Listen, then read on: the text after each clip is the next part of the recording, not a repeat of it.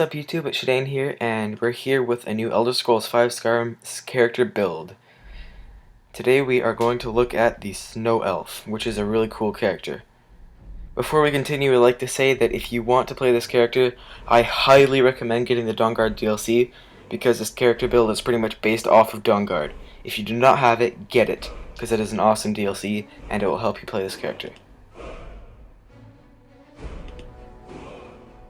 Now starting off right away, let's take a look at the skills quickly. The first skill you're going to want is one-handed, alright?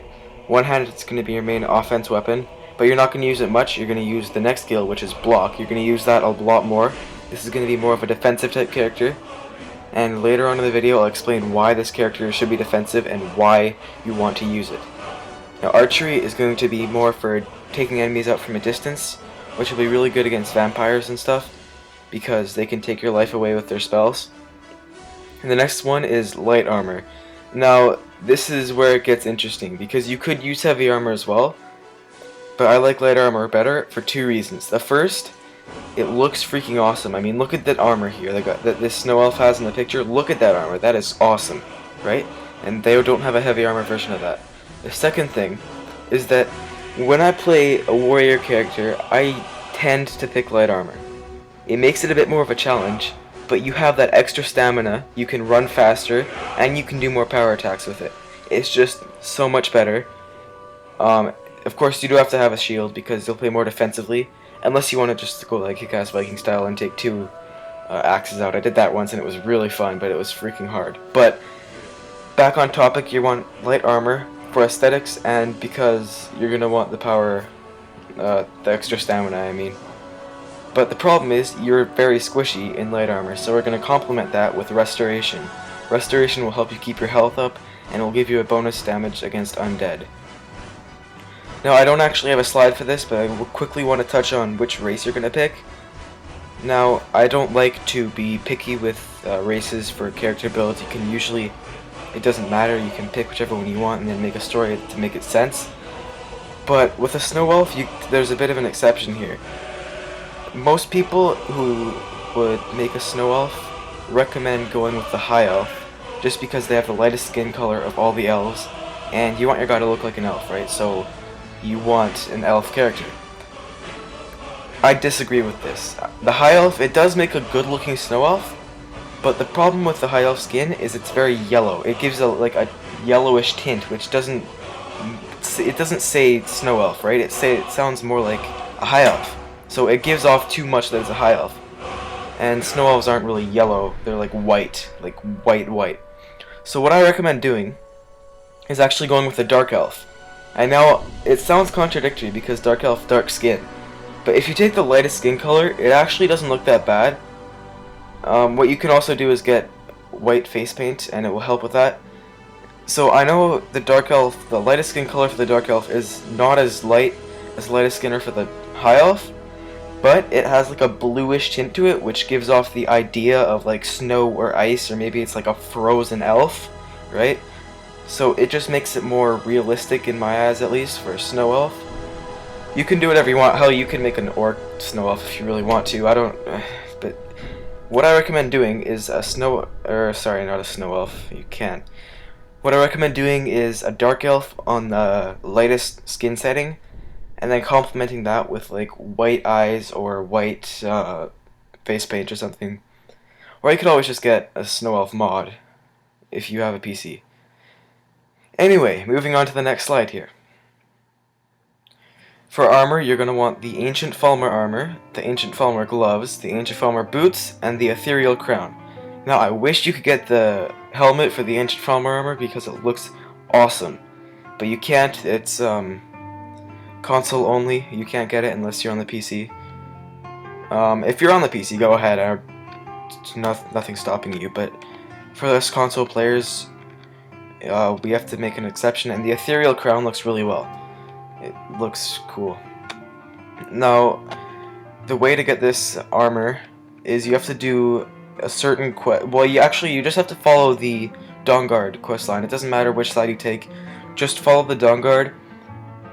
And I don't want to spoil it, but if you keep playing through it, eventually you'll find a guy who is wearing this armor, and eventually you get it. That's all I'm going to say.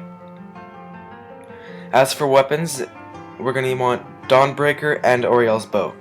Dawnbreaker is going to be our main sword, and it's going to be a gift. What is it now? It's a Daedric artifact from... I can't remember who it is actually. I don't know. It's like if you ever pick up that beacon, it's like a circle. You find it in random chests, and then this person talks to you and is like, "Oh, come to my temple and cleanse the temple of my light," or whatever. I forget who it is right now. I haven't played Skyrim in a while, but yeah, you're gonna do that quest, and at the end you get Dawnbreaker, which is an awesome sword, which has a chance to, when it kills an undead, it has a chance to explode, doing fire damage and hurting more undead in the area. And before I go further, I'd like to mention, I didn't mention this before, in case you haven't caught on yet, this is going to be a vampire hunter build, like undead sort of thing. Follow the teachings of Oriel and all that. Sort of what you would expect Knight Paladin Jelibor to be, pretty much like him.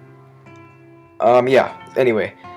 The other weapon was Oriel's bow. You're gonna get this through following the main Dawnguard quest line as well. And this is a freaking badass weapon, I swear. It's the best, like, bow as far as fighting undead goes.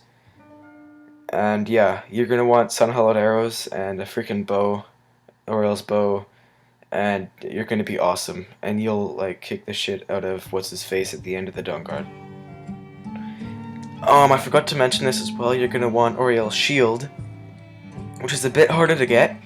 What you do is once you get to the part where you're going through the paths of whatever with snow elves, you're gonna have to find some crystal of some sort, go through a portal, and it's crazy. You'll have to look it up because I don't want to get into detail right now, but Oriel's shield will be your main shield. I forgot to write it, but that's what we'll be using. And what happens is as you're blocking with it, it will charge up. Every block charges it, and then when you power bash with the shield, it will unleash power, and it's sort of like the unrelenting force. It pushes them back depending on how powerful it is.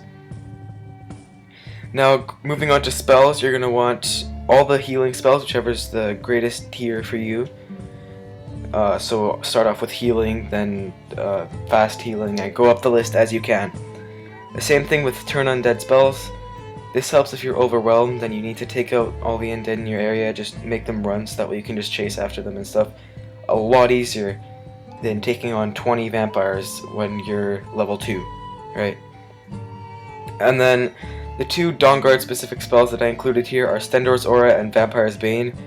Stendarr's Aura is a cloak spell which essentially damages any vampires or undead that enter, that get within melee combat range of you. And then Vampire's Bane essentially is a projectile spell that does damage to undead. So yeah, that helps with undead. This character I find is kind of weak against regular characters, like regular enemies, but your skill should make up for that later on. Moving on to stat distribution as for health, magic, or stamina. I know in my last Nightingale build, I sort of went start with this and then move on to that later on. But this one I feel you need an equal distribution almost the entire way through. Because you have light armor, you're going to need that extra health, but you want to be able to still cast your spells, so you need magicka. And then the whole point of light armor is so that you can run faster and do damage, like power attacks, so you need stamina. And there's no real way to balance it out, like start with this and then balance it out that way. So what I did is essentially just one to each, and keep it equal. Just keep it equal the whole time. It's so much easier to manage, and yeah, that's really the only way to go about this. And as far as quest lines, Dawnguard is an obvious one. That's how you get pretty much everything that you'll be using for this character. Obviously, join with the Dawnguard and go fight against the vampires. It would be kind of stupid to fight with the vampires against the undead hunters when you're an undead hunter yourself. Yeah, so do the Dawnguard, join with the Dawnguard, and kill Lord Harkin and be a badass. Yeah, do the Ethereum Forge quest as well.